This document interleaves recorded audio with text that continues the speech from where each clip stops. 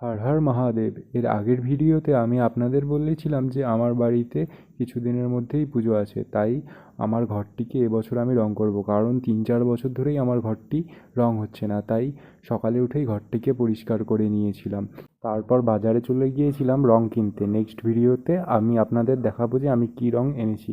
তারপরে দেখুন, রঙের কাকু চলে এসেছে, উনি রং করছে। তারপর আমাদের একটা কাজ ছিল, সেই কাজের উদ্দেশ্যে ফুল নিয়ে বেরিয়ে পড়ি। অনুষ্ঠানটা ছিল উপনয়নের। তারপর আমরা রাস্তার থেকে কিছু পাতা কালেক্ট করে নিই। আপনারা জানলে বলুন পাতাটির নাম কি।